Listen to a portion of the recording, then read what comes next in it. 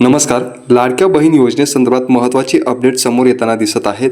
लाडक्या बहिणींचा आता 6वा हप्ता जमा होण्यास सुरुवात झालेली आहे.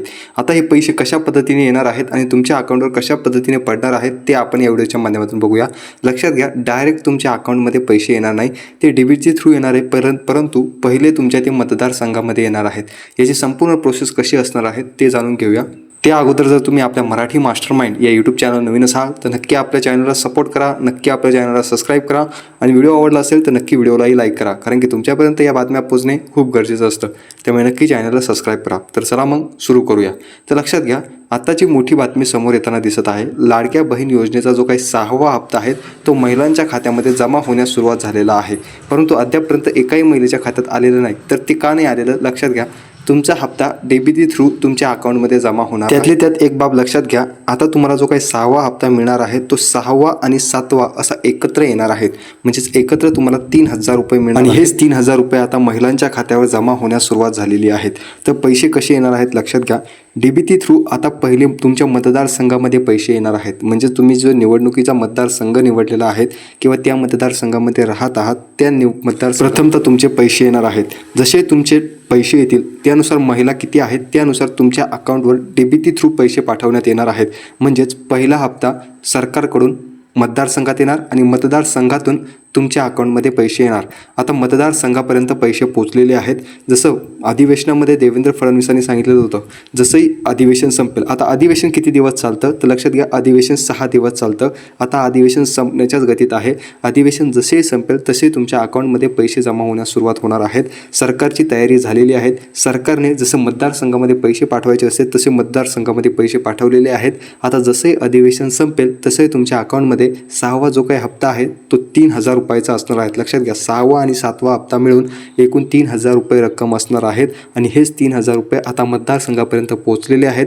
जसंही हिवाळी अधिवेशन जे नागपूरला चालवलं आहे ते जसंही संपेल तसंही तुमच्या अकाउंटमध्ये पैसे जमा होण्यास सुरुवात होईल. आता विचार करूया की कोणत्या महिलांच्या अकाउंटमध्ये पैसे येणार आणि कोणत्या महिलांच्या अकाउंटमध्ये पैसे जमा होणार नाही.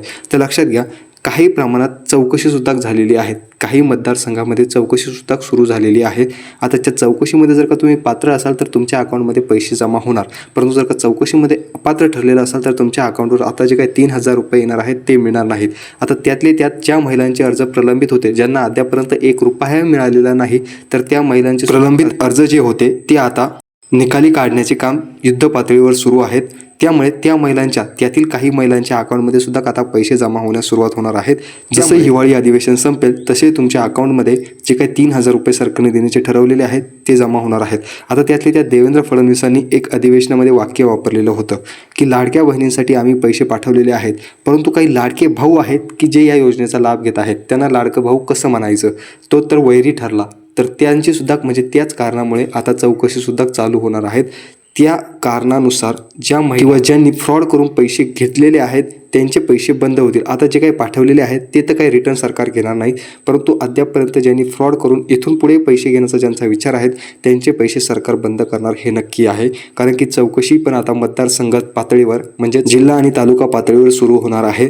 त्यामुळे अद्यापपर्यंत जर का तुम्ही योग्य मार्गाने पैसे घेत असाल तर तुमचे पैसे चालूच राहणार आहेत. तुम्हाला हेही 3,000 रुपये मिळतील आणि भविष्यातले येणारे जे काही 2,100 रुपये आहेत तेही प्रत्येक महिन्याला मिळतच राहतील. परंतु ज्यांनी अनावधानाने चुकीच्या मार्गाने पैसे घेतलेले आहेत त्यांचे पैसे नक्की बंद होतील. आता येऊया मुद्द्याकडे. त्यातले त्यात सर्वात महत्त्वाचा मुद्दा म्हणजे लक्षात घ्या, तुमचं जर का बँक अकाउंट आधार कार्डाला लिंक नसेल तर ते लिंक करून घ्या. ज्या महिलांच्या आधार कार्डाला बँक अकाउंट लिंक नाही त्यांचे सुद्धा पैसे बंद होणार आहेत. त्यामुळे ते सुद्धा तुम्ही करून घ्या.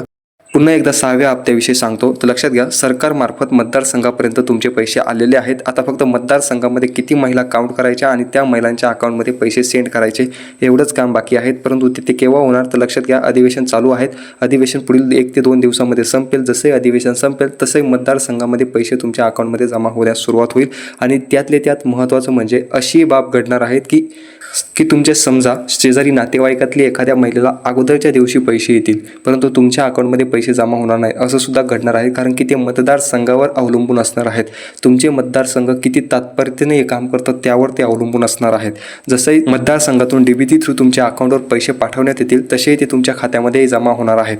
त्यातले त्यात जर काही मतदारसंघामध्ये ताळमेळ बसला नाही तर काही महिलांचे पैसे अगोदर येतील तर काही महिलांचे पैसे उशिरा येतील, परंतु पैसे सर्वांना येणार आहेत आणि डिसेंबरमध्येच सर्वांचे महिलांचे जे काही 3,000 रुपये आहेत, जानेवारीचे 1,500 आणि डिसेंबरचे 1,500 जे काही सरकारने कबूल केलेले आहेत ते डिसेंबरमध्येच तुमच्या अकाउंटमध्ये जमा होणार आहेत. त्याबाबत तुम्ही निश्चिंत राहावा. बाकी आणखीन कोणताही प्रॉब्लेम या पैसे येण्यामध्ये नाही.